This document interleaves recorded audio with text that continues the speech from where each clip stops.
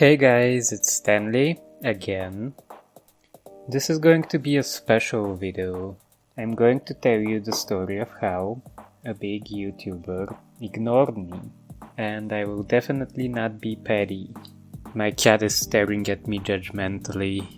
Stare at me, look at me. So in this video, I'm going to be petty, but like in a joking way because of course this isn't bothering me because I understand.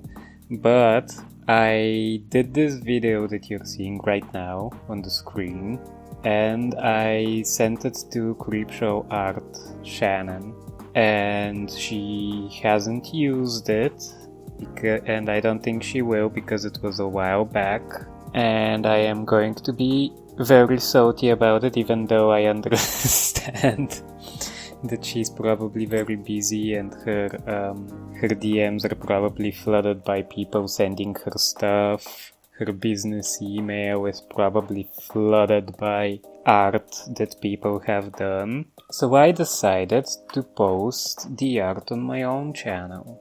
Now this is actually, the title is a bit misleading because this isn't actually a hate video towards Shannon, but a simp video instead, because I will be simping all over her because I am a big fan. If you think that this whole idea was just an excuse to talk about her, yes it was. So first of all, I'm going to talk about some theories I have about why she didn't use my art in her video.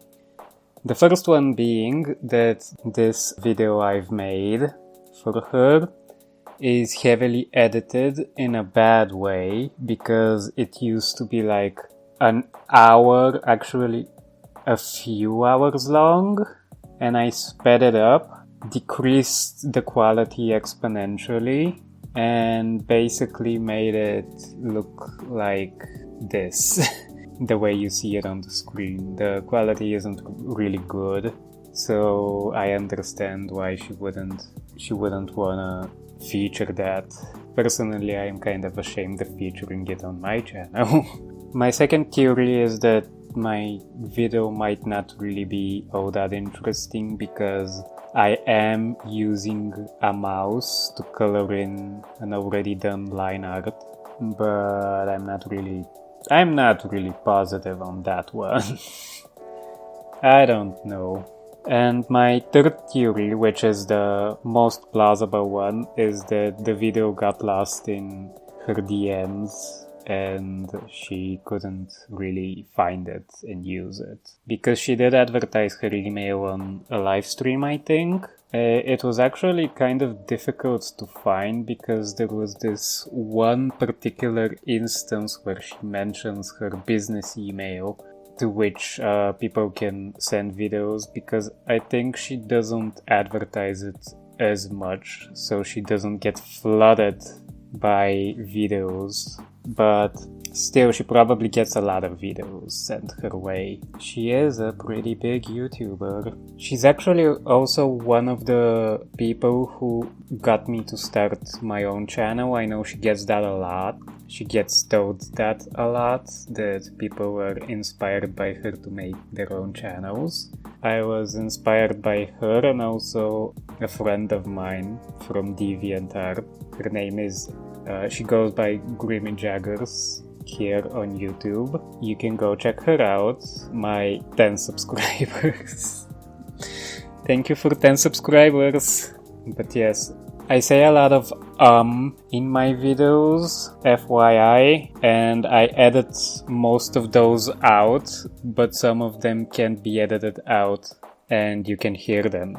I also do a lot of voice editing in order to make myself speak quicker, because I make a lot of pauses in my speech. Like in this one sentence I have like 5 pauses. It's heavily edited.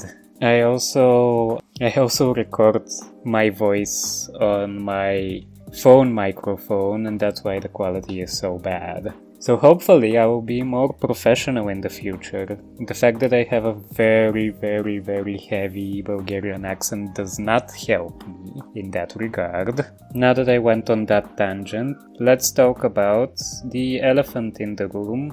As you could see in my last video, I have a new intro, which I made from an animation I did for my comic book trailer, which is not done yet. And I don't think it will be done very soon, or at least until I fix my tablet pen. Which is about time I get to that. It's like, the reason I'm not fixing my tablet pen isn't out of financial reasons, or because I need to gather funds, or it's so hard to find a pen. No, I know where to buy the pen. It's because I'm lazy. I'm lazy and I prefer to do my stuff in the hardest way possible than to order a new tablet pen online for a pretty reasonable price. But yeah, about the intro, I animated it myself. Thank you very much. And let's talk a bit about the art I'm doing.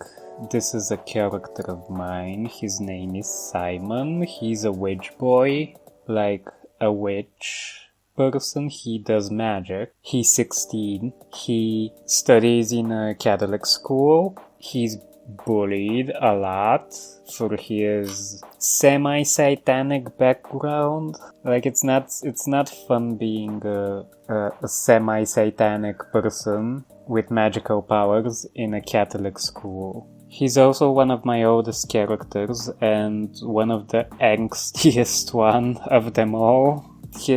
I'm not gonna get too much into his backstory because I know I don't go much into my characters' backstories, mostly because I don't want to spoil people when I wanna make a comic about these characters. But his backstory is basically he's a Catholic schoolboy. He has magical powers.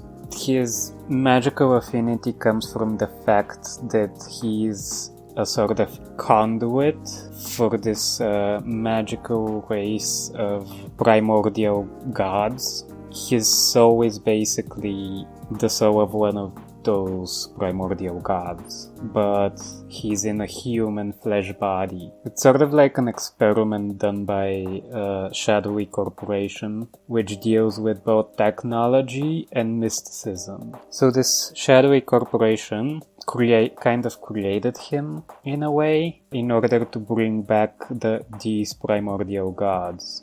And his current life is in London, England. He's an English boy. He doesn't get along with his parents very well. He doesn't get along with his schoolmates very well. He's often angry. He hangs out with a witch who teaches him magic, and her name is the Queen of Parasites. And she has a lot of low-key evil magical friends. Some of them are flat out evil, some of them are not so much evil, and they do their part in kind of raising him to be this, to turn into this primordial god at some point. But every single person who is trying to raise him is trying to coerce him into their way of thinking. Like, for instance, some of them want him to turn evil and destroy humanity. Others want him to be benevolent. Other people want him to do whatever the fuck he wants. And so on and so forth.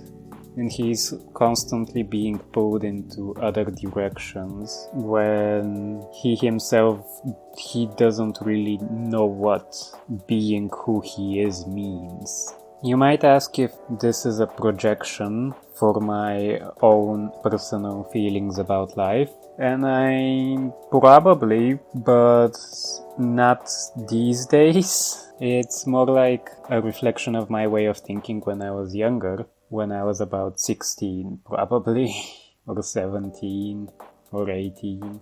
when I was a teen. He's one of my dearest characters, and he's also he's often paired with another character of mine whose name is Noah, and he is also a witch boy who does magic. He also has a tragic backstory, but he's more of a womanizer type of character. Also, he's bisexual, so you can guess what kind of happens with those. There's a semi-romance happening there, but it's also...